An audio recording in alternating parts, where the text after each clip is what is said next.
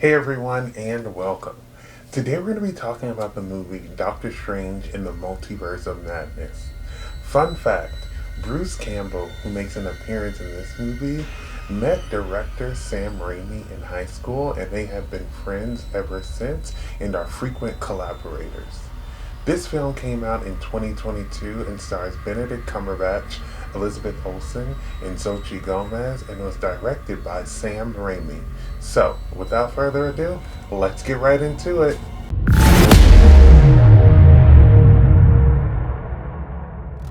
Multiverse of Madness sees a mysterious America Chavez being saved by Doctor Strange and Wong from some weird one-eyed creature. We learn that America Chavez can travel through dimensions, and these monsters have been after her more and more lately. Doctor Strange goes to Wanda Maximoff for help and soon realizes she is the one causing this so that she can steal America's powers and get her kids back.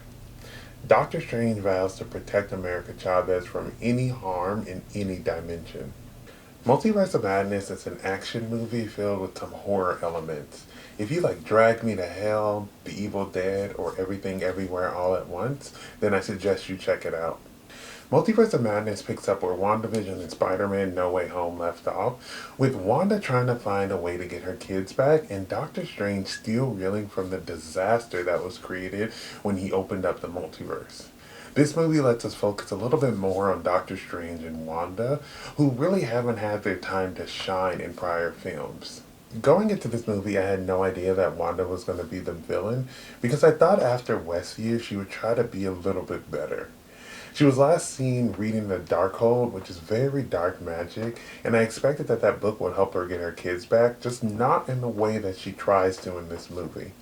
Elizabeth Olsen did such a great job playing a version of the Scarlet Witch who was hell-bent on getting her kids back, while also delivering some great comebacks, and an alternate Wanda who was just trying to raise her kids the best she can. Wanda really just wanted to get her kids back because they just brought her so much happiness. I love how they used this variant of Wanda to basically show her that she just can't steal someone else's kids from another universe. I always support my girl Wanda because she has been through a lot.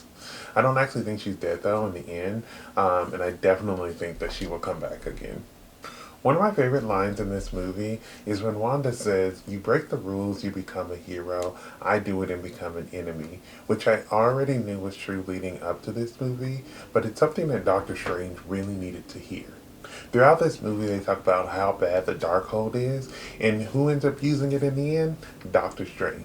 Wanda was given so much crap for using it throughout this whole entire movie, and then Doctor Strange uses it, and he's some kind of savior, which really just proved her point, and is something that I think has affected Wanda's mental health throughout the entirety of her appearances on film and in the TV series. This film introduces us to America Chavez, played by Xochitl, who I thought did an amazing job. She nailed the emotional scenes with America feeling bad that she accidentally sent her moms to another dimension on accident, but also the scenes where she was trying to just live and explaining the multiverse to Steven. Her powers were cool, and it was interesting to see her learning how to use them still, because she hasn't really had a moment to actually practice her skills. I just think that Rachel McAdams is a gem. Christine seems like the nicest person, but somehow in every universe Steven messes something up and they don't end up together. I love how in this film, she is not just some love interest, but in other dimensions, she is a brilliant scientist who can really handle her own. Wong is a real MVP in this movie. He never stopped fighting to protect America and all of his sorcerers, and he was a very formidable opponent. Wong was a highlight in the first Doctor Strange movie, and I feel like since then we haven't gotten enough of him, and this movie really lets him shine a little bit more. I love Sam Raimi's directing style and how he incorporated horror elements into this film and added his own signature style.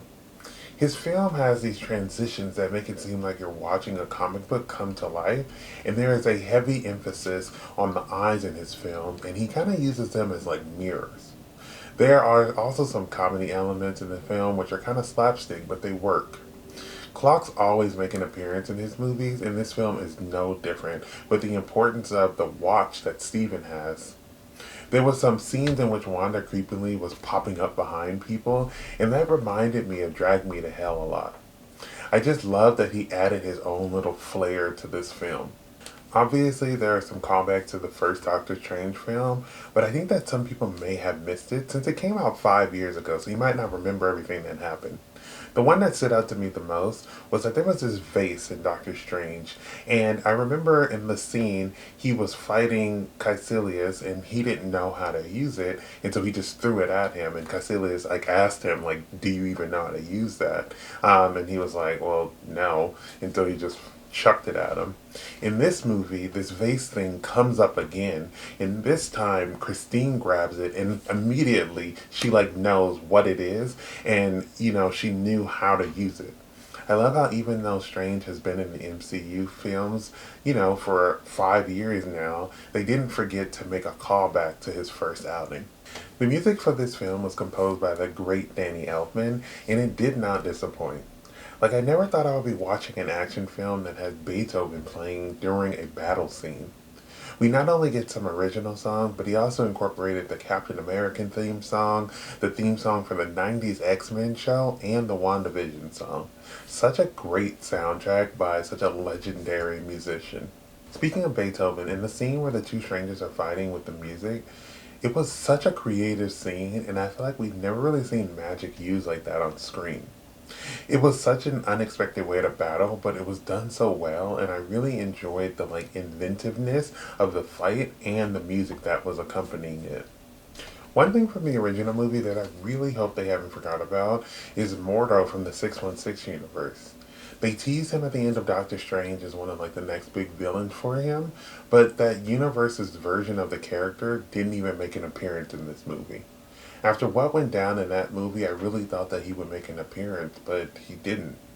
I think with the MCU being so big, they sometimes add stuff into movies, but then they forget about stuff from other movies or shows, and whether it be small or big, it's stuff that still needs to be mentioned.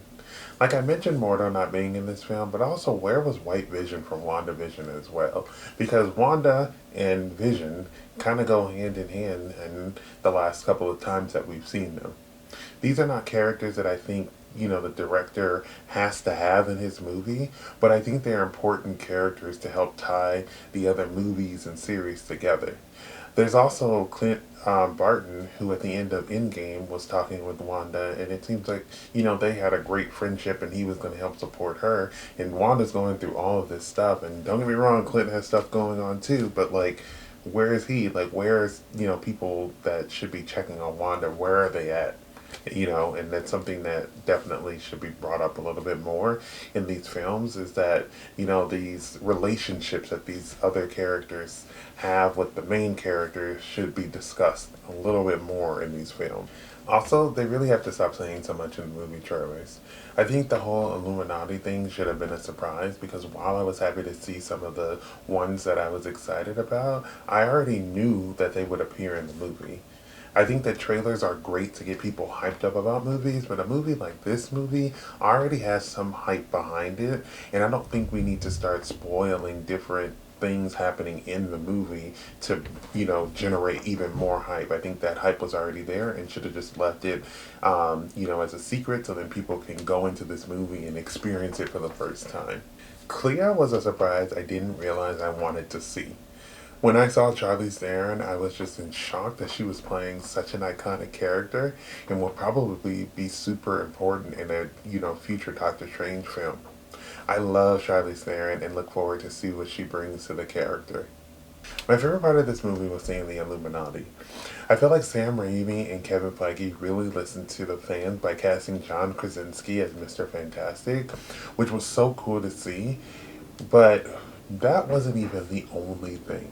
We also got to see Patrick Stewart back as Professor Xavier in the iconic wheelchair from the 90s TV show. And then he also says a quote when he's encouraging Doctor Strange that he also says in Days of Future Past. Lashonna Lynch, who is just amazing, who was last seen in Captain Marvel, makes her return, but this time she's playing Maria Rambeau again, that is this world's Captain Marvel. Haley Otwell reprises her role from What If as Captain Carter, and she even gets to say the line that Captain America usually says, "I can do this all day," even though Wanda proves that she in fact cannot do this all day.